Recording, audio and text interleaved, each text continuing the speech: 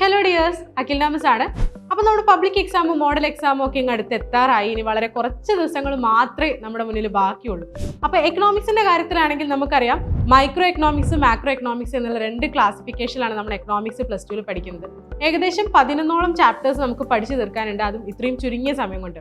ഇനിയൊരു റിവിഷന്റെ മാത്രം സമയം നമുക്ക് ബാക്കിയുള്ളൂ. അപ്പം ഈ സമയം കൊണ്ട് നമ്മൾ മാക്സിമം ഓരോ ചാപ്റ്ററിന്റെയും വെയിറ്റേജ് അറിഞ്ഞ് മനസ്സിലാക്കി വേണം പഠിക്കാൻ. അപ്പോൾ നമ്മൾ ഈ ഓരോ ചാപ്റ്ററിന്റെയും വെയിറ്റേജ് എങ്ങനെയാണ്, ഏതൊക്കെ മാർക്കിനുള്ള ചോദ്യങ്ങളാണ് ചോദിക്കുന്നത് എന്നുള്ളത് നമുക്ക് നോക്കാം. മൈക്രോ എക്കണോമിക്സിന്റെ കാര്യം ആദ്യം നമുക്ക് നോക്കാം. ഇൻട്രൊഡക്ഷൻ ടു മൈക്രോ എക്കണോമിക്സ് എന്നുള്ള ചാപ്റ്ററിൽ മാക്സിമം 5 മാർക്കിന്റെ വരെ ചോദ്യങ്ങളാണ് ചോദിക്കാറുള്ളത്. ദെൻ ഏറ്റവും ഇമ്പോർട്ടൻ്റ് ആയിട്ടുള്ള മൈക്രോ എക്കണോമിക്സിലെ ഏറ്റവും കൂടുതൽ വെയിറ്റേജ് ഉള്ള ചാപ്റ്ററാണ് തിയറി ഓഫ് കൺസ്യൂമർ ബിഹേവിയർ. 16 മാർക്കിന്റെ ചോദ്യങ്ങളാണ് ഈ ചാപ്റ്ററിൽ നിന്ന് വരിക.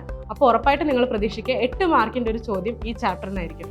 ദെൻ നമ്മുടെ മൂന്നാമത്തെ ചാപ്റ്ററാണ് പ്രൊഡക്ഷൻ ആൻഡ് കോസ്റ്റ്. ഇതും അതുപോലെ തന്നെ വളരെ ഇമ്പോർട്ടൻ്റ് ആയിട്ടുള്ള ഒരു ചാപ്റ്ററാണ്. 8 മാർക്കിന്റെ ചോദ്യം വരാൻ സാധ്യതയുള്ള ഒരു ചാപ്റ്ററാണ്. 13 മാർക്കാണ് ഈ ചാപ്റ്ററിൽ നിന്ന് ചോദ്യങ്ങൾ ചോദിക്കാറുള്ളത്. ദെൻ അടുത്തതാണ് നമ്മുടെ theory of firm under perfect competition. ഈ ചാപ്റ്ററിൽ നിന്ന് 9 മാർക്കിന്റെ ചോദ്യങ്ങളാണ് വരാറുള്ളത്. ഇതും അതുപോലെ തന്നെ ഇമ്പോർട്ടൻ്റ് ആയിട്ടുള്ള ചാപ്റ്ററാണ്. ദെൻ അവസാനമായിട്ട് നമ്മുടെ മാർക്കറ്റ് ഇക്വിലിബ്രിയം ഒരു ചെറിയ ചാപ്റ്ററാണ്. 6 മാർക്കിന്റെ വരെ ചോദ്യങ്ങൾ ഈ ചാപ്റ്ററിൽ നിന്ന് വരാറുണ്ട്. അപ്പോൾ അത് അറിഞ്ഞ് മനസ്സിലാക്കി തന്നെ നിങ്ങൾ പഠിക്കാം. ഇനി നമുക്ക് മാക്രോ എക്കണോമിക്സിലേക്ക് വരുന്ന സമയത്ത് ഇൻട്രൊഡക്ഷൻ ടു മാക്രോ എക്കണോമിക്സ് വളരെ ചെറിയൊരു ചാപ്റ്ററാണ്. 4 മാർക്കിന്റെ വരെ ചോദ്യങ്ങൾ ഈ ചാപ്റ്ററിൽ നിന്ന് വരാറുണ്ട്. ദെൻ അടുത്തതാണ് വളരെ ഇമ്പോർട്ടൻ്റ് ആയിട്ടുള്ള ചാപ്റ്റർ നാഷണൽ ഇൻകം അക്കൗണ്ടിങ്. 18 മാർക്കിന്റെ ചോദ്യങ്ങളാണ് ഈ ചാപ്റ്ററിൽ നിന്ന് വരാൻ സാധ്യതയുള്ളത്. 8 മാർക്കിന്റെ ഒരു ചോദ്യം ഉറപ്പായിട്ടും ഈ ചാപ്റ്ററിൽ നിന്നായിരിക്കും. ദെൻ അടുത്തത് മണി ആൻഡ് ബാങ്കിങ് ആണ്. 11 മാർക്കിന്റെ ചോദ്യങ്ങൾ ഈ ചാപ്റ്ററിൽ നിന്ന് വരാറുണ്ട്. 8 മാർക്കിന്റെ ചോദ്യങ്ങൾ എസ്എ ചോദ്യം ഈ ചാപ്റ്ററിൽ നമുക്ക് പ്രതീക്ഷിക്കാം.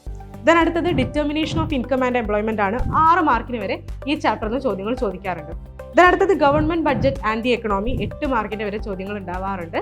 അതുപോലെ തന്നെ നമ്മുടെ മാക്രോ എക്കണോമിക്സിലെ അവസാനത്തെ ചാപ്റ്റർ ആയിട്ടുള്ള ഓപ്പൺ എക്കണോമി മാക്രോ എക്കണോമിക്സ് 8 മാർക്കിന്റെ വരെ ചോദ്യങ്ങൾ ഈ ചാപ്റ്ററിൽ നിന്ന് ഉണ്ടാവാറുണ്ട്. അപ്പോൾ ഈ വെയിറ്റേജ് അറിഞ്ഞ് മനസ്സിലാക്കി തന്നെ ഓരോ ചാപ്റ്ററിനും നിങ്ങൾ സമയം എടുക്കുക. അതുപോലെ തന്നെ 8 മാർക്കിന്റെ ചോദ്യങ്ങൾ theory of consumer behaviour, national income accounting എന്നീ ചാപ്റ്ററിൽ നിന്നാണ് വരാറുള്ളത്. അതുപോലെ തന്നെ പ്രൊഡക്ഷൻ ആൻഡ് കോസ്റ്റ് എന്നും വരാറുണ്ട്, മണി ആൻഡ് ബാങ്കിങ്. അപ്പോൾ ഓരോ ചാപ്റ്ററിനും അതിൻ്റെതായ ഇമ്പോർട്ടൻസ് കൊടുത്ത് തന്നെ പഠിക്കാം. നമുക്കിനി വളരെ കുറച്ച് സമയം ബാക്കിയുള്ളൂ നമ്മുടെ മുന്നിൽ.